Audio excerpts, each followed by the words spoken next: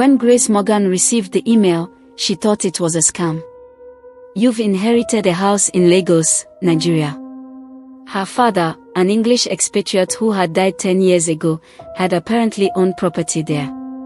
With no family left in England and her life in shambles, Grace decided to travel to Lagos and see the house for herself. The house was located in a quiet part of Surulere tucked behind trees on Kintayo Street. It was large and oddly well maintained for something abandoned. The air was heavy, like the walls had been holding their breath for years. A handwritten note was taped to the door. "Do not stay past midnight. No matter what you hear, do not answer the door." Grace assumed it was a prank by superstitious locals. She unlocked the door and stepped inside.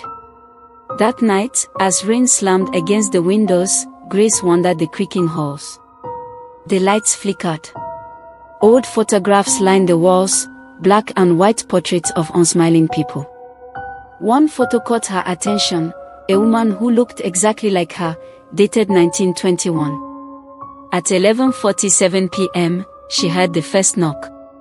3 soft raps. She froze. 11:51 p.m., another knock. 11:57 p.m., knocking, faster now. She peeked through the peephole. No one.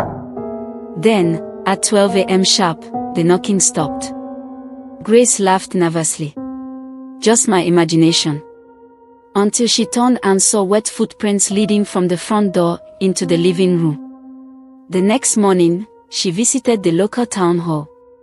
An old clerk, Mr. Adewale, looked at her with wide eyes when she mentioned the house. That place, it was owned by Margaret Morgan, a British nurse during colonial times. She went mad, killed her entire medical staff and buried them beneath the house. Grace's heart sank. She looked just like me. Mr. Adewale nodded slowly. Some say her bloodline is cursed. The house only calls to her descendants. And if they stay, they never leave. That night, Grace tried to leave. But the front door wouldn't open. Nor would the windows. Her phone was dead.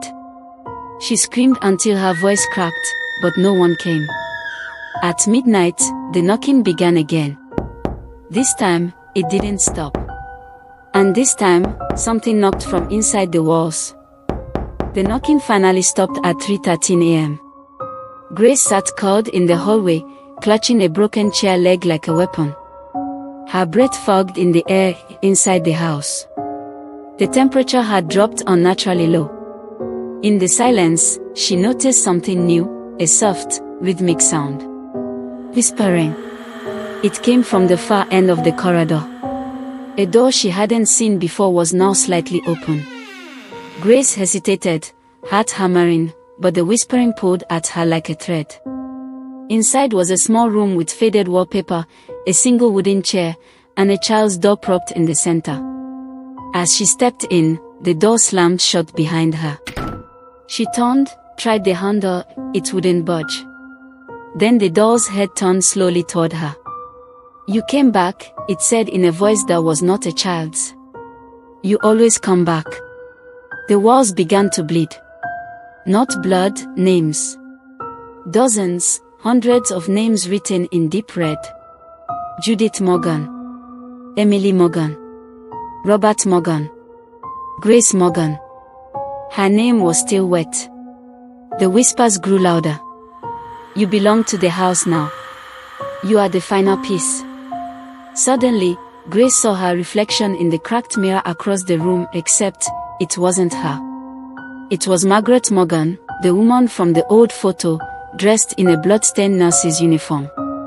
The reflection smiled. Then it spoke. "Let me in."